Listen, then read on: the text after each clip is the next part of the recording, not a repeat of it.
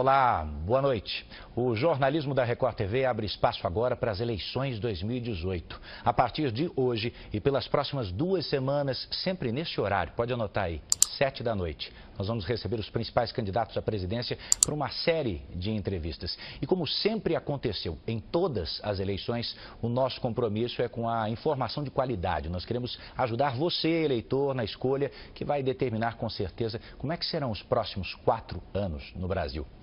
Comigo está a repórter especial do Jornal da Record em Brasília, Cristina Lemos, que atua na cobertura política há mais de 30 anos. E nós começamos recebendo hoje o candidato do PSL, Jair Bolsonaro. Candidato, as entrevistas têm sempre duração de 15 minutos e depois nós temos mais 1 minuto para suas considerações finais. Seja muito bem-vindo, boa noite para o senhor. Muito obrigado pela oportunidade, espero poder atender não só vocês, bem como quem está do outro lado da tela. Eu começo falando sobre a situação dramática que vive o Brasil em relação à crise econômica e de condições. São 13 milhões de desempregados nesse momento, boa parte deles, ou uma parte deles, em situação de vulnerabilidade que os leva para a rua. Só na cidade de São Paulo são quase 30 mil moradores de rua. Se o senhor for para o Rio de Janeiro, esse número praticamente dobra. Qual é a sua proposta concreta para enfrentar esse problema? Inclusive, isso leva também à violência, ok? Então, essa questão de emprego nos preocupa e muito, o emprego em primeiro lugar.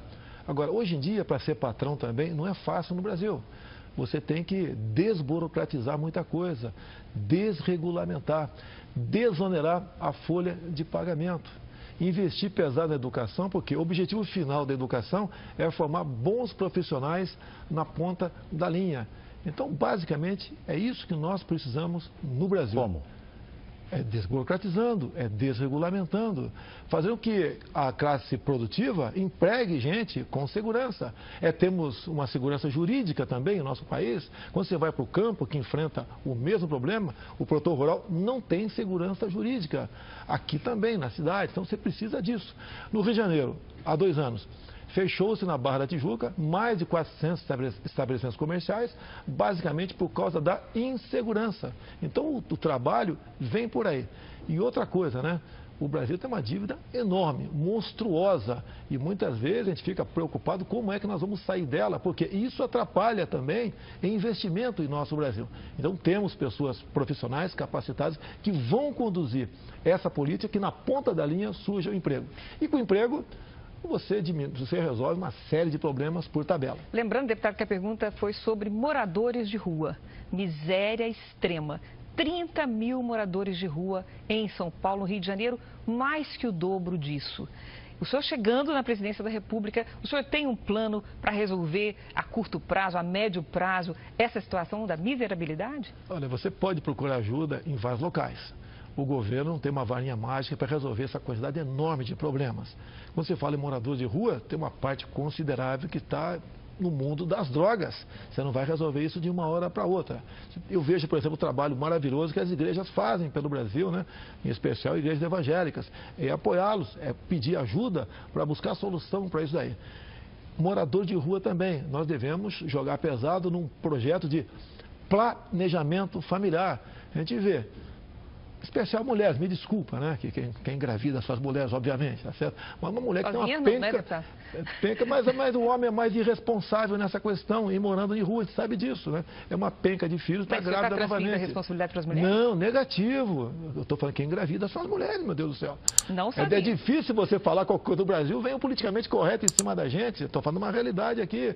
Então você tem que oferecer a essas mulheres métodos contraceptivos, até porque essa população não cresça. E que geralmente, uma criança gerada nessas condições, a tendência é ser o que os pais são. Então é jogar pesado nessa questão. Casas de abrigos. Agora, você tem problema na legislação também. Muitas vezes você não consegue recolher para essas casas de abrigo porque a justiça lhes dá o direito de ir e vir rapidamente, menos de 24 horas, estão na rua novamente. A ideia, candidato, talvez aqui também seja aprofundar um pouco as suas propostas, porque o diagnóstico parece um tanto quanto raso. A burocracia é um problema, desregulamentação de alguns setores. A questão é como fazer. Mas deixa eu avançar, o senhor já citou a questão da criminalidade, também na esteira da desigualdade social. O senhor está no 7º mandato como parlamentar, deputado federal pelo Rio de Janeiro, um lugar que vive uma crise gigantesca de segurança pública, tanto que está com intervenção federal. O seu eleitor setor médio pode vir a dizer que não sabe o que o senhor fez, de fato, para combater essa crise na segurança pública ao longo dos últimos 28 anos. Como é que o senhor pode querer resolver o problema da segurança no país inteiro? Se o senhor não tem um exemplo concreto no Rio. A questão de segurança dentro do Estado compete ao respectivo governador. Eu nunca fiz parte de equipe de governador nenhum no Rio de Janeiro, até que se tivesse participado de alguns, com toda certeza estaria em preso. As emendas parlamentares minhas, muitas delas são voltadas para as Forças Armadas, que é a minha origem.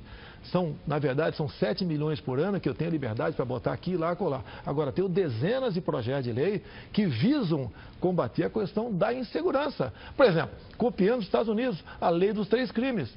Lá são 25 anos após o elemento cometer o 3º crime. Que sejam 3 furtos. A minha proposta aqui é passar para 10 anos. É jogar pesado no tocante à progressão de pena. Não podemos continuar vivendo com saidões. Eu não tenho pena desse tipo de gente. Eu acho que tem que ter um tratamento até digno dentro do presídio, buscar recuperação, porque a gente sabe quem é indigno atualmente, nós sabemos quem é indigno, tá? Buscar recuperação, mas isso não é fácil. A própria Constituição está nas cláusulas pétreas, um apenado, né? Para ele é proibido o trabalho forçado, você não pode forçar o elemento a trabalhar, tá? Então tem muita coisa que você tem que tratar dessa área, tem o projeto sim, só que eu sempre fui o patinho feio dentro da Câmara. Nunca tive a simpatia, em especial do último governo PT, 13 anos, para aprovar qualquer projeto de minha iniciativa. Deputado, o senhor me permite só colocar o senhor diante de algumas declarações que o senhor fez, só para refrescar a sua memória e a do nosso telespectador. Algumas um tanto quanto polêmicas. Por exemplo, fui num quilombo e o afrodescendente mais leve lá pesava 7 arrobas. Nem para procriar ele serve mais. Outra. Não vou combater nem discriminar, mas se eu vir 2 homens se beijando na rua, vou bater. Posso responder uma a uma? Vamos lá. Primeiro, essa segunda você não acha em lugar nenhum. Mentira. Não procede. Mentira. É a primeira, com relação ao afrodescendente. A primeira, eu conheci o cara, brinquei com ele, inclusive. Era uma brincadeira. Sim, se você vê nas imagens, lá no clube que eu dei essa palestra no Rio de Janeiro, eu estava sorrindo. Agora, o que os quilombolas querem? Eles querem uma nova lei áurea. Eles não querem continuar sendo tutelados pelo Estado. Eles querem explorar a sua terra da melhor maneira possível. Alguns querem ainda, se for o caso, vender essa propriedade. Somos em torno de, se não me engano, 600 quilombolas no Brasil e crescendo esse número assustadoramente. Não podemos criar uma nova reserva para os afrodescendentes. Tem direito? Tem, vamos cumprir a lei. Mas eles têm que ter liberdade de fazer o que bem entendem na sua terra. A próxima frase. Tive 4 filhos homens. Na 5ª eu dei uma fraquejada e veio mulher. Uma brincadeira, como os homens fazem. Brincando bastante, né? Não, mas você tem... Eu sou uma pessoa bastante... Mais uma frase, pera um pouquinho. Eu sou uma pessoa bastante extrovertida. Se foi um comentário infeliz, me desculpe as mulheres, do fundo do coração. É a filha... essa filha é algo diferente na minha vida. O senhor pediria desculpa para a deputada Maria do Rosário? Ela teria que primeiro pedir desculpa, né, aos familiares que tiveram a sua filha estuprada e assassinada por aquele bandido chamado Champinha. Ela estava defendendo o estuprador Champinha, dizendo que qualquer crime dessa natureza, praticado por menor de 16, 17 anos, a pena tem que ser à luz do ECA e não à luz do Código Penal nosso, que eu tento mudar há muito tempo, que se configura na redução da maioridade penal. O que aconteceu ali... A Justiça chama de ato reverso. Ela real no Supremo por esse motivo. O Supremo, né? Lamento, quem me levou essa proposta para lá foi a senhora Ela Vieco, uma petista de carteirinha, que foi pego logo depois de ter me denunciado lá, em Portugal, com a faixa fora Temer. E mais ainda, né? O PT, em documentos oficiais, que temos comigo, né? Eles sempre lutam para buscar caçar o meu mandato, porque eu sou um empecilho ao prosseguimento do PT. Tanto é verdade que hoje em dia... Só um minutinho, para concluir esse raciocínio ainda da questão da Maria do Rosário, eu queria colocar para o senhor o seguinte, naquele bate-boca com a deputada, o senhor disse que ela não merecia ser estuprada porque ela era feia, não fazia seu gênero, ela chamou de vagabunda, etc. O senhor imagina se a sua mulher estivesse colocada numa circunstância como essa? Minha mulher jamais teria a educação, jamais a senhora a minha esposa teria esse linguajar da senhora Maria do Rosário. Ela defendendo um estuprador e homicida e me chama de estuprador. Mais ainda, olha só, há 2 anos e pouco nós votamos uma proposta de emenda à Constituição para reduzir a maioridade penal para quem pratique crime como estupro. A senhora Maria do Rosário votou contra. O recado que ela dá, a senhora Maria do Rosário dá para todas as mulheres do Brasil é o seguinte: menores de idade pode continuar estuprando e matando, que você vai ser punido à luz do ECA. E nós sabemos que a cada 6 meses, um elemento que está lá recolhido numa casa essas casas chamadas FEBEM, Fundação Casa, ele é submetido a uma nova avaliação e mais de 90% vão para a rua após 6 meses. O que eu quero é que o menor estuprador, bandido, vá para a cadeia. Então, se eu exagerei ali, pode até haver exagero. Foi um ato reverso, mas estava defendendo, sim, as mulheres desse crime, que é um dos crimes mais hediondos que tem no Brasil, que chama-se estupro. Sem dúvida. Eu te pergunto, após essa questão da PEC, quem é que defende a mulher, eu ou ela? Vamos falar sobre a área administrativa. O senhor disse que não teve a possibilidade de concorrer ao Executivo, não teve um cargo no Executivo, mas o senhor tem condições dentro do seu gabinete de gerir a verba pública, o dinheiro, da maneira que achar melhor. E, inclusive, na contratação de funcionários. O senhor acabou de citar a sua esposa, eu queria lembrar aqui ao senhor e ao telespectador que ela foi contratada por mais de 1 ano no seu gabinete quando vocês namoravam. 2 meses depois vocês se casaram. 5 meses depois do casamento ela foi promovida ao cargo que é considerado o mais alto do gabinete. Você está completamente Me parece, deputado. Só 2 meses depois do casamento ela foi embora. 2 meses após o casamento. E ela podia continuar. Me permita só fechar a pergunta. Parece ao eleitor médio um caso clássico de nepotismo. O senhor já disse que foi decisão do líder do partido, o que poderia ser enquadrado como nepotismo cruzado. Eu lhe pergunto se a contratação da sua esposa, nesse caso, ela foi por competência ou por amor? Ela trabalhava trabalhou para 2 outros deputados em Brasília. Depois veio trabalhar e foi para a liderança do partido. Quando me casei com ela, eu consultei a Câmara, que já existia a lei do nepotismo. Se ela poderia continuar ou não. A adesão da Câmara que sim. Por quê? Porque quando eu casei com ela, já estava empregada. E 2 meses depois, então, nós resolvemos, como um acordo, que ela fosse demitida. Então, não existe nepotismo nessa situação. A propósito de Agora, logicamente, que o amor se faz presente. Eu não vou te dizer que não. Continuo apaixonado até hoje por ela. A propósito dessa questão de demitir funcionário, etc., o senhor considera que o fato de o senhor ter demitido a Val é uma satisfação pública satisfatória para a suposta funcionária fantasma que o senhor mantinha? Primeiramente, né? Você não pode falar em fantasma. Pela primeira vez, coisa rara ser questionado sobre isso. Tudo começou no dia 10 de janeiro desse ano, quando a Folha de São Paulo, um casal de repórteres, teve na Vila Histórica de Mambucaba, a 40 quilômetros de Angra dos Reis, e no dia seguinte publicou que pegaram uma fantasma minha lá. Só que você pega o boletim administrativo da Câmara, tá? De 19 de dezembro do ano passado.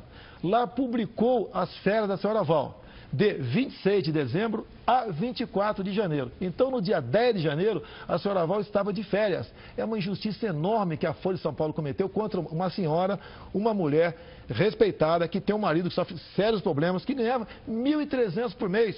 Chamar fantasma alguém que ganha R$ 1.300 por mês e numa época de férias, isso é perseguição da Folha de São Paulo para comigo, que eles não se cansam de passar vergonha comigo. Vamos na próxima questão. O senhor já falou em auditar, em fazer uma auditoria no Bolsa Família. Eu gostaria de saber a sua opinião, a sua avaliação sobre esse programa e se o senhor considera que o número de beneficiários é exagerado.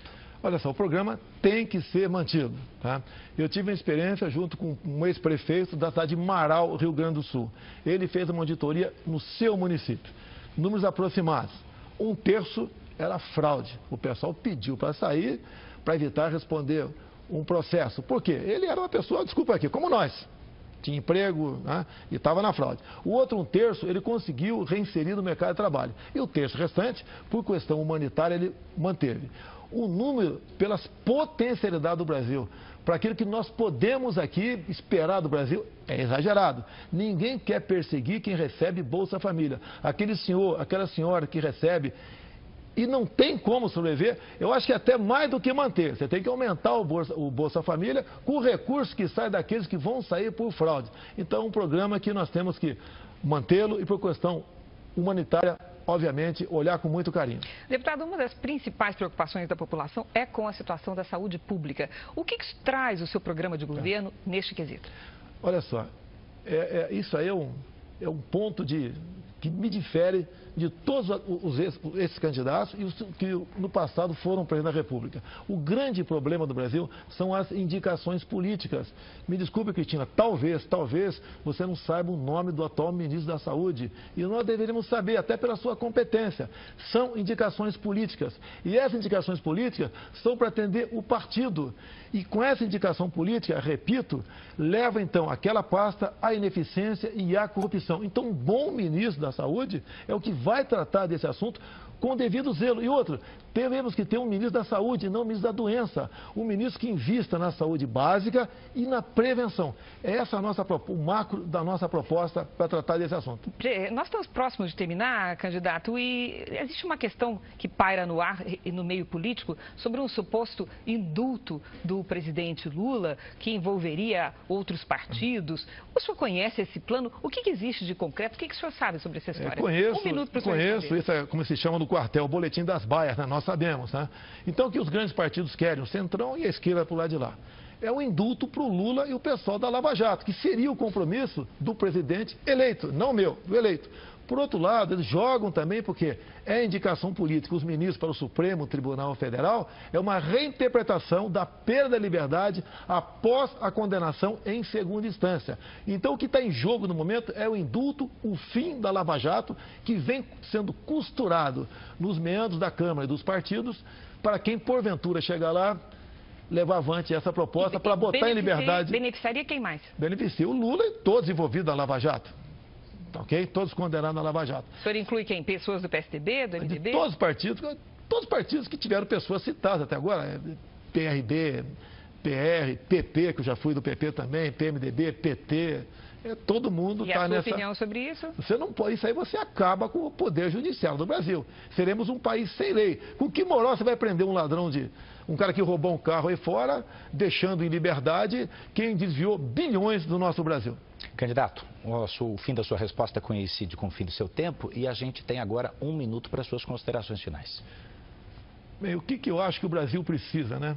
De um presidente, seja quem for, honesto, que tenha Deus no coração, que seja patriota, que jogue pesado na questão da insegurança do Brasil, tá? Que redirecione a política de direitos humanos, que consiga agregar valor via tecnologia daquilo que nós temos aqui no nosso Brasil, que trate com carinho, né, com o devido respeito, o nosso policial civil e militar, que jogue pesado também nos desmandos que há no campo por parte do governo e por parte de invasores, para que o nosso homem possa produzir realmente com paz, com tranquilidade. Desejamos fazer para o mundo todo, né, um comércio sem o viés ideológico. Um presidente que valorize a família, que não tenha vergonha de dizer que nós devemos respeitar e defender nossas criancinhas em sala de aula contra a ideologia de gênero. Precisamos de uma escola sem partido. Então nós precisamos de uma pessoa normal e que seja honesta acima de tudo. Isso eu acho que é o básico para termos um presidente que possa bem governar o Brasil e que possa, em janeiro do ano que vem, dia 1º, nomear notáveis para compor o seu ministério. Bom, eu quero agradecer muito a sua participação nessa estreia da sabatina da série de entrevistas do jornalismo da Record. Essa foi a primeira, quero te lembrar, de várias entrevistas com os principais candidatos à presidência da República. E quem nos acompanha por aqui pela TV pode rever essa entrevista na íntegra no Play Plus, a nova plataforma do Grupo Record. Amanhã, às 7 horas da noite, nós voltamos com mais um candidato. Você fica agora com as notícias da sua cidade. Muito obrigado e boa noite.